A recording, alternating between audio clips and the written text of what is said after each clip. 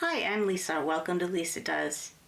Today we're going to be working on a very old UFO, one that I didn't even start.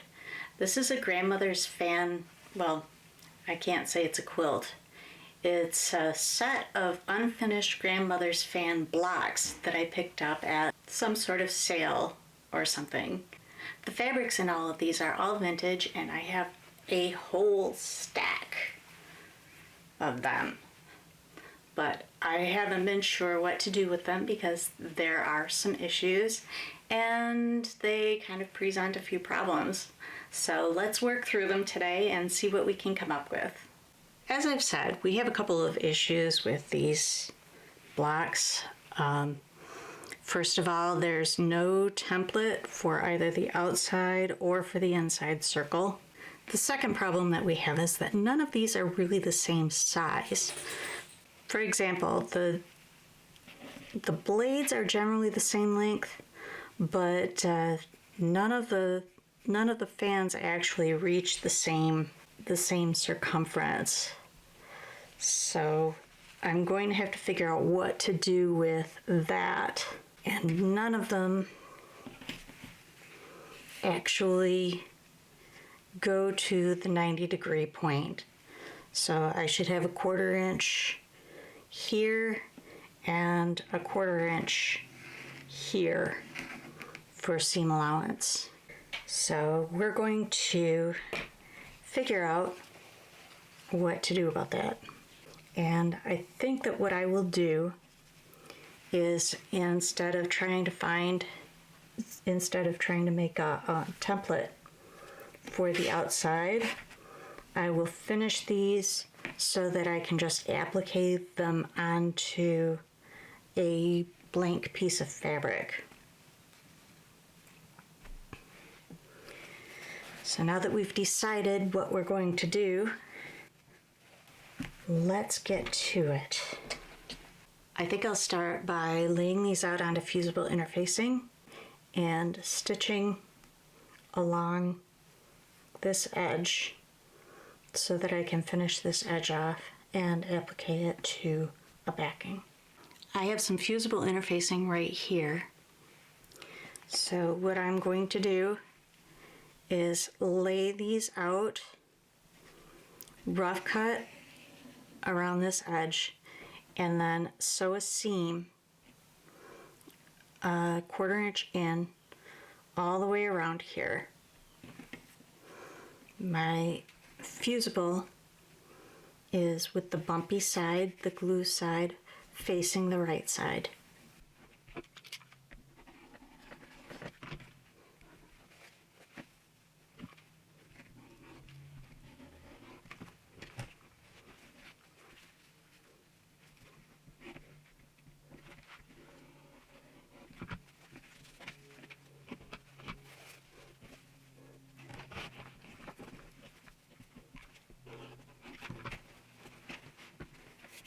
Now that we have some of these cut out, let's take them to the machine. Here we are at the machine. We have our fan units face down on our fusible interfacing, and the only seam we really need to sew is this one on the outside.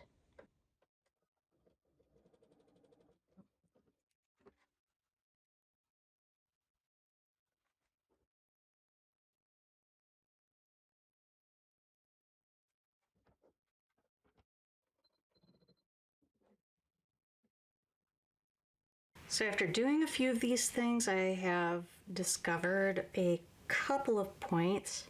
One is that it works best when I trim them if I leave about 1 inch. See how this lies nice and flat? On one of these, I trimmed very close and it just turns right back out. So I'll have to be much more careful when I press that down onto the fabric.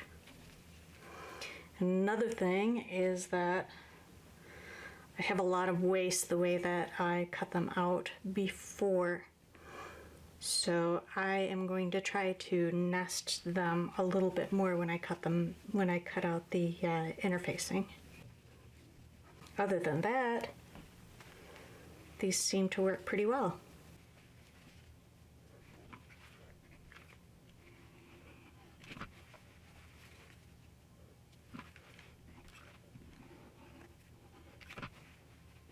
Now all of these fans are sewn with the stabilizer on the back, or they were sewn with the stabilizer on the front and turned with the stabilizer to the back.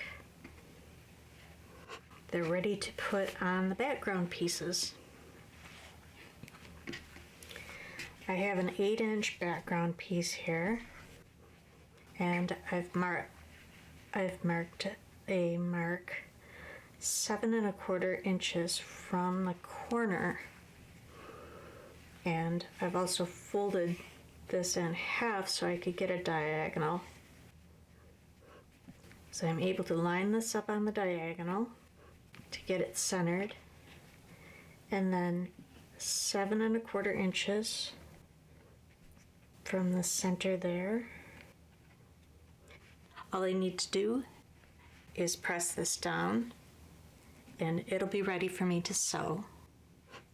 I could use a blanket stitch to sew it down, but I think I will use a narrow zigzag instead. I have my machine set to one of those stitches that takes 3 little stitches and then a tiny zigzag to the left. So we'll see how that works. There's a transparent foot on my machine.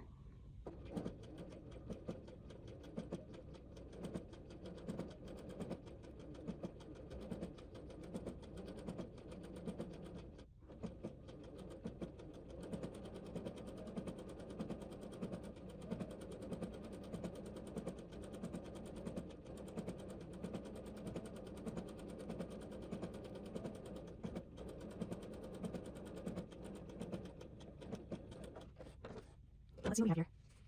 It's almost invisible. I think this is what I'll go with.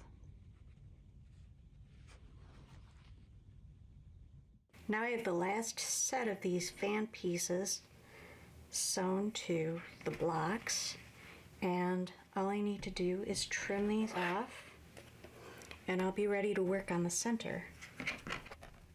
I'm trimming the block to 8 inches. And there we go. To figure out what size circle I need for the center, I measure this way, and it looks like 2 3/4 is what I need to actually cover. So if it finishes at 2 3/4, then it needs to be 3 inches. And since this is a quarter circle, I can do full circles. And these full circles would have a 6-inch diameter. After looking around my house, I couldn't find anything the right size. So I printed out a 5.5-inch circle from Microsoft Word.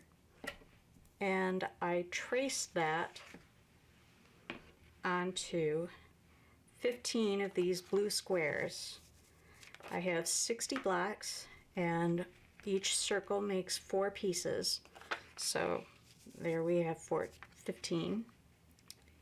And I have 15 pieces of interfacing, which I have bumpy side up to the right side of the fabric. And then I stitch around directly on that line to get something that looks like this. Then I can cut this out, and I'll match up the seams so that I can finger press my quarter points. And now I can see where to cut. So I'll cut this way. You can see that's at 2 3/4. And this way. Also with the seam at 2 3/4.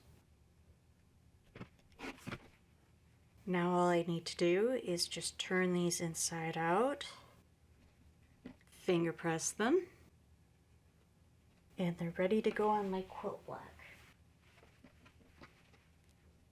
Just like that. So here's a finished grandmother's fan block.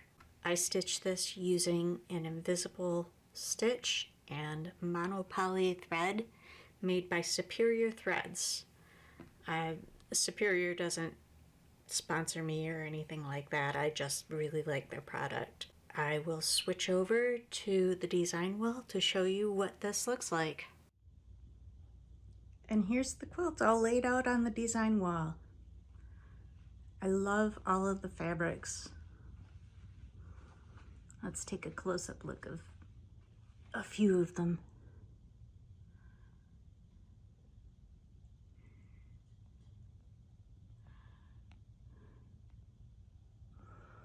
Now it's time to sew all of our blocks together.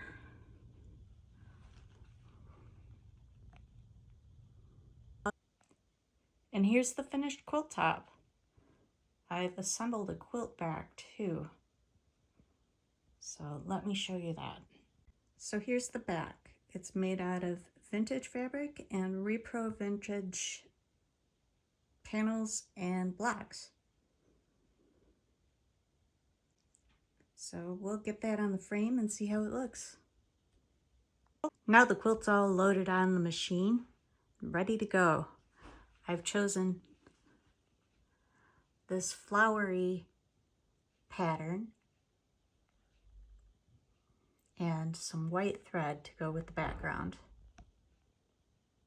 And here's our finished fan quilt. We've taken what possibly was 90-year-old UFO and made it into a finished quilt. And we had just enough blue left for the binding. Thank you for joining me. And if you want more quilting content, please like and subscribe.